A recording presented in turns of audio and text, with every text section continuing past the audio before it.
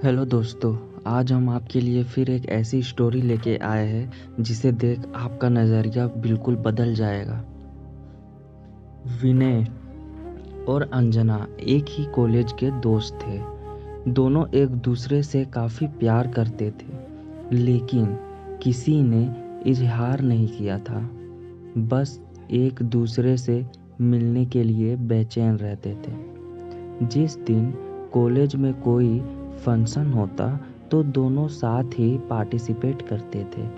एक दिन अंजना को किसी लड़के ने प्रपोज किया तो यह बात विनय तक पहुंची और पूरी तरह से तनाव में आ गया, क्योंकि विनय को अंजना का रूप सही नहीं दिख रहा था। अंजना धीरे धीरे करके विनय से दूर बनाने लगी और शकील के साथ ज़्यादा समय गुजारने में इंटरेस्ट दिखाती थी। अब शकील और अंजना एक हो चुके थे। इधर विनय कॉलेज आना बंद कर देता था। काफ़ी समय बाद अंजना को विनय याद आने लगा। वह पागलों की तरह खोजती रही, लेकिन विनय का कुछ पता नहीं चला पाया। वह किसी तरह विनय के घर पहुंची। विनय अंजना को देखते ही भावुक हो गया और बोला, अंजना, क्या बात है? क्या बात है जो तुम मेरे घर तक आ पहुंची हो? क्या हुआ? अंजना ने बोला, कैसे मेरी याद आ गई? शकील कैसे है? तो अंजना रोने लगी और बोली, शकील की शादी हो चुकी, सबके 2 बीवी हैं। सने मेरे साथ धोखा किया। विनय, मुझे आपकी ज़रूरत है, मैं प्रेग्नेंट हूँ। यह सुन विनय के होश उड़ गए और वह फौरन अंजना को डॉक्टर के पास ले गया और सब कुछ बताया। आखिर जैसे तैसे करके अंजना का परेशानी का हल हुआ। अब शकील की तलाश में विनय निकल पड़ा, लेकिन उसका कुछ पता नहीं चल पा रहा था। इधर अंजना विनय के प्यार में पागल हो ही जा रही थी। वह न खाना खाती थी, ना वो ढंग से किसी से बातें करती थी, सिर्फ अपने कमरे में ही बंद रहती थी। लेकिन विनय किसी भी तरह से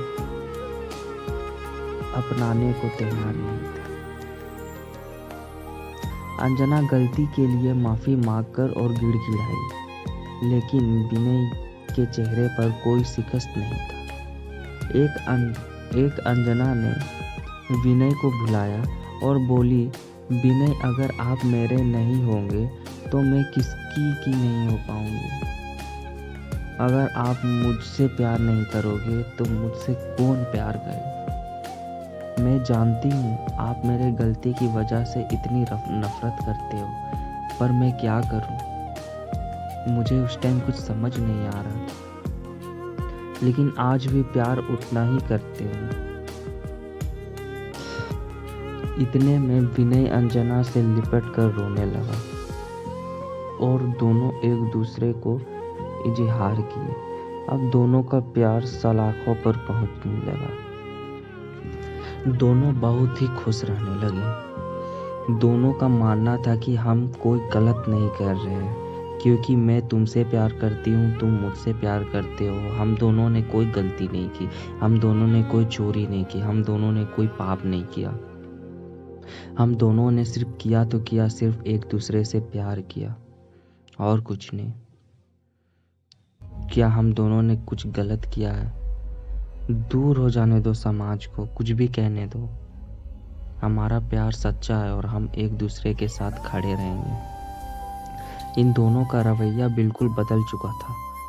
दोनों अपने प्यार में इतने मग्न थे कि इन्हें समाज का भी कोई होश नहीं था।